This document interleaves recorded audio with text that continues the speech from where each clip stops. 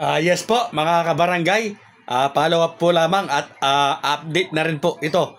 Ayan na nga po, nagpetisyon na po o nagfile na po ng kontrapetisyon. Ito pong grupo po ng Liga ng mga Barangay sa Pilipinas sa pangunguna po ni Jessica D. At ang lawyer po o election lawyer na si tulad po ng inaasahan natin, si Attorney Alberto Agra, ang kanila pong abogado. Sa mga hindi pa po nakapag-subscribe sa aking channel, sa mga napadaan lamang po, kayo ay aking inaanyayahan na mag-subscribe. Pakiclick po yung notification bell at all para palagi po kayong updated sa aking mga bagong videos. Yes po, nag-file na po sila ng kontrapetisyon. Sa kanila, yan nga po, hindi po postponement itong RA 12232 kung hindi fixed term lamang o pagsasaayos ng termino. Ganun din po, kinu-question din nila yung 2 taon lamang po na pag-upo ng mga nanalo noong 2023. Kailangan daw po na isaayos nga. So yan po yung ilan lamang sa kanilang mga argumento. At lalo pong dadami yan kapag nagharap na po o nagharap-harap na sa Korte Suprema. Ang nagpetisyon, pinitisyon, mga kabarangay, ito po maghahalo na ang balat sa tinalupan. At yan nga po, nag-file na nga ng kontrapetisyon ito pong Liga ng mga Barangay sa Pilipinas, at ang kanilang abogado po o legal counsel ay ito nga pong si Attorney Alberto Agra. So abangan po natin ang mga susunod po na mga mangyayari pa.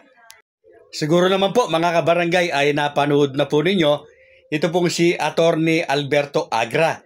Yes po, si Attorney Agra po ay isa rin pong batikan at magaling po na election lawyer. At kung napapanood na nga po ninyo siya, ay madalas po niya na sinasabi sa mga interview na hindi po unconstitutional itong RA 12232. At ayon pa rin po sa kanya, ako kasi napapanood ko po siya, sinasabi din po ni Attorney Agra na yung nauna po na mga postponement ay hindi po kagaya ng postponement na mangyayari ngayon. At ayon po sa kanya, kumbaga, ito ay first time pa lamang na mangyayari kung sakasakali, mga kabarangay. At ayon din po kay Attorney Agra, hindi po postponement ito, ito po ay term fixing. At ang naging epekto lamang po, ayun nga po, yung pagkakapostpone po ng halalan. Pero hindi po ibig sabihin o hindi po sinasadya ng mga nagsulong nito na i-postpone po ang halalan. Kung hindi, yan po paulit-ulit na pagpipix lamang ng termino. At ang epekto nga po ay itong holdover capacity at pagkaka-postpone po ng halalan na dapat sana'y maganap sa December 1, 2025. At yan nga po, dahil sa batas na ito ay naka-schedule na po ang halalan sa November 2, 2026. So, kinakatawan nga po ni Attorney Alberto Agra ang Liga po ng mga Barangay. So, sila po yung nag-kontrapetisyon naman.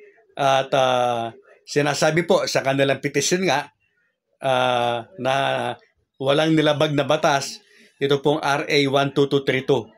At mga kabarangay, bagamat ako po ay hindi abogado, nasabi ko na po yung salitang estoppel. Tingnan po natin kung ito po ay masisilip o makikita po ng Korte Suprema. Itong estoppel po na aking sinasabi, na kung saan yung nakibahagi ka, kabahagi ka, kasama ka sa isang pangyayari o sa isang kaganapan, at nang hindi na pumabor sa iyo ay nagre-reklamo ka. Mga kabarangay, estoppel. Tingnan po natin kung tatama po tayo. Hindi naman po tayo abogado. Tayo ay isang magbabasura lang. Samantalang isang batikan po o magaling na abogado yung kumakatawan nga po dito po sa Liga ng mga Barangay. Muli po, abangan ang susunod na kabanata.